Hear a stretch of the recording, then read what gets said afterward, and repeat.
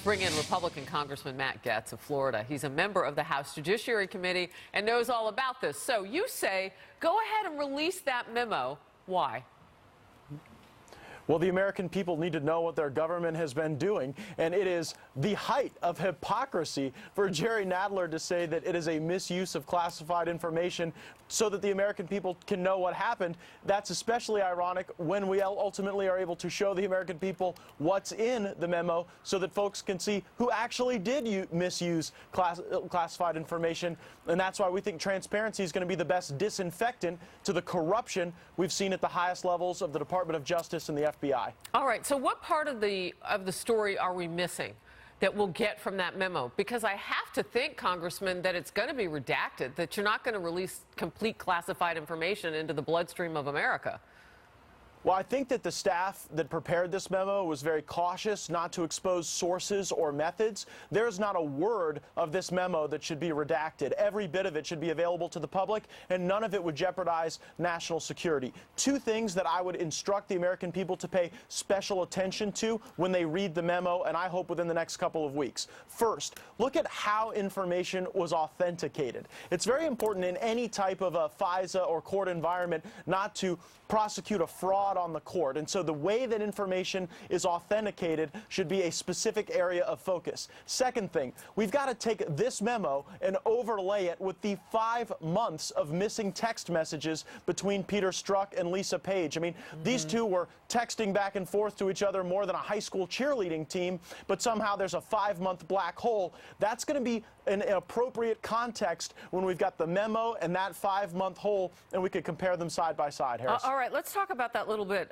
When did those text messages go missing? Do we know?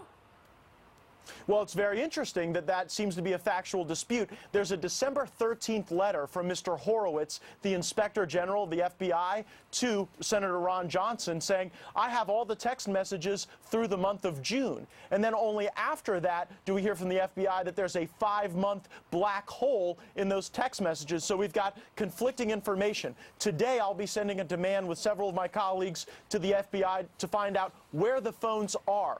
What system interoperability are they saying malfunctioned? What was the upgrade that they say caused this snafu? Because it would be the greatest coincidence since the Immaculate Conception if it just happened to be the case that right after Obama sicks the intelligence community on Trump, the text messages go dark and they only reappear the day that Robert Mueller is hired to investigate the president. Come on, the American people won't believe that's a coincidence, and I don't believe it either. And the role of the Attorney General, Jeff Sessions, Congressman Gaetz, what do you think that should be at this point?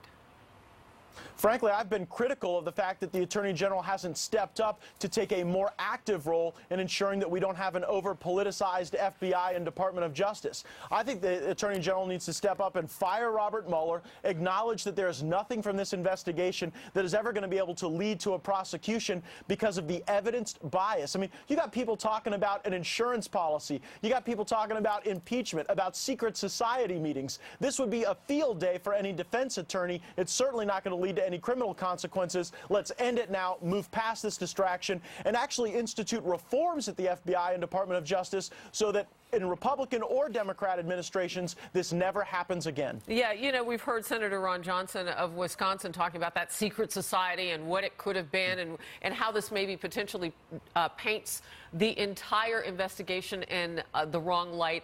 Last word from you. Is there any evidence that we can look at now and say, you know what, this entire investigation may not hold up at this point based on all these things that we can enumerate?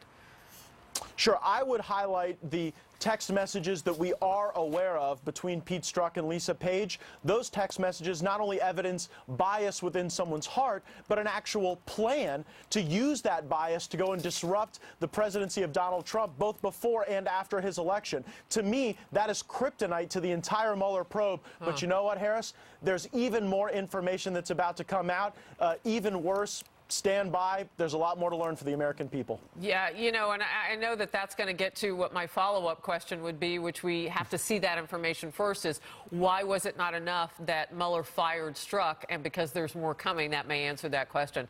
Congressman Gaetz of the beautiful state of Florida, thank you very much for being here. Thank you. And